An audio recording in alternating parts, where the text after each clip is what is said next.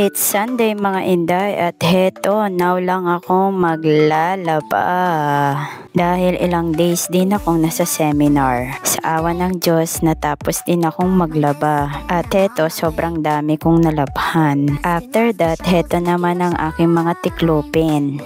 Wala din naman kasi magtitiklop kundi ako. Ako na ngayon naglaba, ako pa yung nagtiklop. O diba? Ang saya-saya. Sa awa ng Diyos, natapos din ako. At eto, pagkatapos ko magtiklop, nagpahinga na ako. It's Monday mga inday at heto handa na ulit pumasok after ng aking seminar.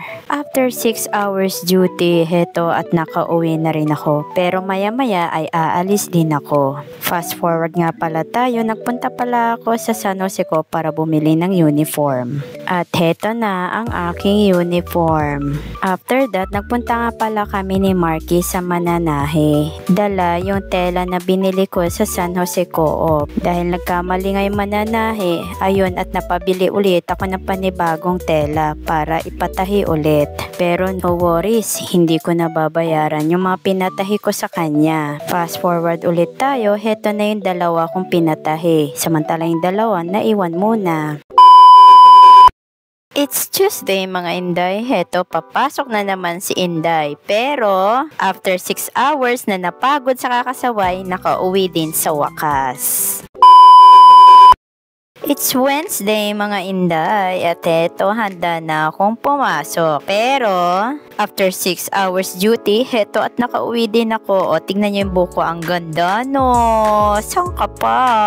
Pero hindi dyan nagtatapos ang aking trabaho dahil heto, print ko na ang aking DLL para ipasa ko na ito bukas. At syempre, para naman gumaan ang aking trabaho. Kahit nagmumukha na akong losyang sa kalagayan ko. Heto at print ko na ang aking DLL.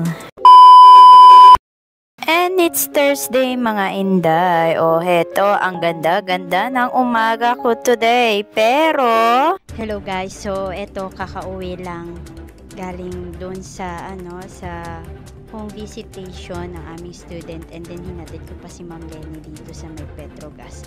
Pero actually hindi namin inaasahan na mangyayari ito. So habang nagdadrive ako, kasama ko si Ma'am Lenny papunta doon sa Petrogas is merong isang bata, alam ko estudyante to alam namin na estudyante to kasi naka-uniforme, which is nakahandusay na doon sa gitna ng kalsada. So ako or kaming dalawa ni Ma'am Lenny, hindi namin alam kung ano ba talaga ang nangyari. Basta ang nakita na lang namin is yung bata is nakahiga na sa kalsada at nangingisay na. So ako, nakita ko yung ulo ng bata is duguan na. So hindi ako sure kung itong batang to ay nahulog sa tricycle. Maaaring yung bata is nandoon sa likod ng driver na nakaupo. Tapos baka hindi sinasadyang nahulog siya, ganon. And kung galing man siya sa tricycle, bakit siya tinakbuhan ng tricycle driver? Kasi honestly, ang bilis magpatakbo ng tricycle driver na to. Ang ano lang namin is hindi namin nakita yung plate number at saka yung number ng tricycle talaga. So, hoping na sana maging okay yung bata kasi lalapitan na sana namin pero ang dami ng tao na nakapaligid sa kanya, which is baka masuffocate yung bata kaya doon na lang kami sa malayo. So, ayun. Grabe talaga. Hindi to actually best experience. Unexpected experience talaga to. So, ayun lang.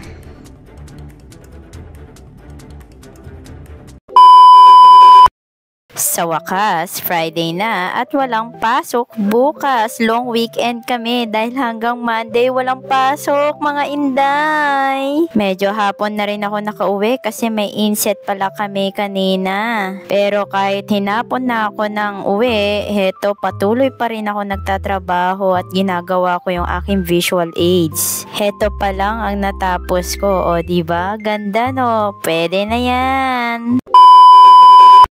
Maaga nga pala akong nagising dahil may webinar ako. Habang naghihintay ako ng oras, ginagawa ko muna itong visual aids ko. Nagupit-gupit muna ako. Binati ko nga pala ang mga kasama ko sa webinar. At heto na nga, nag-umpisa na nga kami. Syempre, kahit nasa webinar ako, multitasking ako. So, ayan, makikita nyo po yung mga pinagagawa ko habang nasa webinar. Gupit-gupit ng mga letters. Nag-preprint na rin ako ng para sa exam ng mga Junakis ko. Kahit multitasking ako, aba, naka-perfect ako sa post-test. 6/6. Syempre, tuwang-tuwa si Inday. At hanggang dito na lamang.